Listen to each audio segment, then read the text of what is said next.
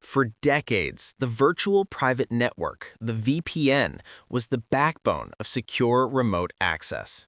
It was the trusted digital tunnel that connected us from anywhere in the world right back to the corporate mothership. It was safe. So what happened? Why are security professionals, the very people who championed VPNs, now sounding the alarm? It isn't that the technology is suddenly broken, it's that the world around it has changed, and the fundamental design of the traditional VPN is showing its age and its cracks. Let's start with the core design. A corporate VPN works a lot like a key to an entire office building. Once you authenticate, once you prove you have the right key, you're inside. You can walk through the front door, and from there, you can potentially access any floor, any office, any file cabinet. The system assumes that because you were trusted at the gate, you can be trusted everywhere inside. This is what we call overprivileged access. If an attacker manages to steal that one key, your VPN credentials, they aren't just in your office, they are inside the entire building. They can move from department to department, quietly testing doors, looking for unlocked servers and sensitive data. This is how a single compromised account can escalate into a full-blown corporate disaster. And stealing that key has become remarkably easy.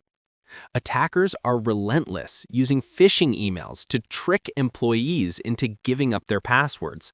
They use a technique called credential stuffing, where they take lists of passwords from other data breaches and try them against the company VPN, hoping someone reused a password. We saw this play out with the Colonial Pipeline breach back in 2021, the shutdown of a major fuel pipeline causing shortages across the U.S. East Coast, all started with a single compromised VPN password on an account that wasn't protected by multi-factor authentication. One password, one point of failure, and a critical piece of national infrastructure was brought to its knees. But what if the lock itself is faulty? What if the problem isn't a stolen key, but the very door you're trying to open? This might be surprising to hear. Corporate VPNs have become a favorite target for hackers. In just the last couple of years, security researchers have reported hundreds of vulnerabilities in the most popular VPN products on the market. We're talking about the big names: Pulse Secure, Fortinet, Cisco, Palo Alto. Many of these flaws were critical, allowing attackers to bypass authentication entirely and execute their own code on the device. Think about that for a moment. An attacker doesn't even need a password. They just need to find a vulnerable, unpatched VPN server exposed to the internet, and they can walk right in. This was the story of the massive Pulse Secure VPN breach in 2021, where over 900 global companies and government agencies were compromised through their own security hardware. The very tool meant to protect them became the vector for the attack. Now let's say a legitimate employee logs in, but their computer is already compromised with malware. The VPN has no way of knowing this. It authenticates the user, not the health of their device. So it dutifully creates a secure tunnel, a perfect encrypted pathway for the malware to travel from the employee's home laptop directly into the heart of the corporate network. This lack of visibility is another huge blind spot. Once a user is connected, security teams often have very little insight into what they're actually doing. It's a trusted connection, so the traffic flowing through it often isn't scrutinized as closely. It becomes a shadow zone where malicious activity can hide in plain sight. The final nail in the coffin for the old VPN model has been the fundamental shift in how we work. The corporate perimeter, that old idea of a secure castle with a digital moat around it, is gone. Our applications are no longer just inside the castle, they're in the cloud. We use Microsoft 365, Salesforce, Google Workspace.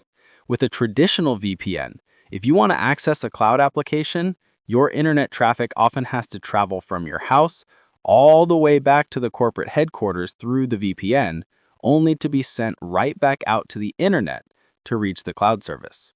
This process, called backhauling, is slow, expensive, and it adds another unnecessary point of exposure. It was designed for a world that no longer exists. So if the old model is broken, what comes next?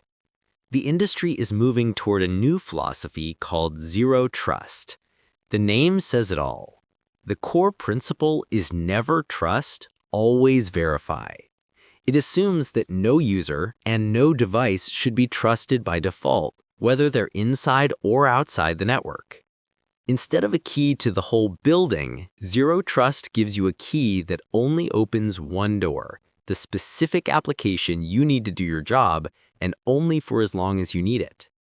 This technology, known as ZTMA, connects a user directly to an application without ever placing them on the corporate network. If an attacker compromises an account, the blast radius is tiny. They can't move laterally because there's nowhere to move. They're stuck in a single room, not roaming the entire building. This approach is part of a larger concept called SACE, or Secure Access Service Edge, which integrates network security into a single cloud-delivered service. It's smarter, more granular, and built for the way we work today. So why are corporate VPNs insecure now? Because they were built for a simpler time, a time of castles and moats. But our digital world is no longer a collection of fortified castles. It's a borderless, interconnected ecosystem. Relying solely on a VPN today is like using a medieval map to navigate a modern city. The core concepts are still there, but the landscape has evolved beyond recognition. True security is layered and adaptive. It requires a new way of thinking. Online privacy isn't a single product you can buy. It's a mindset you have to build. If you found this breakdown helpful, consider following the show for more deep dives into cybersecurity. And I'd really like to hear from you in the comments.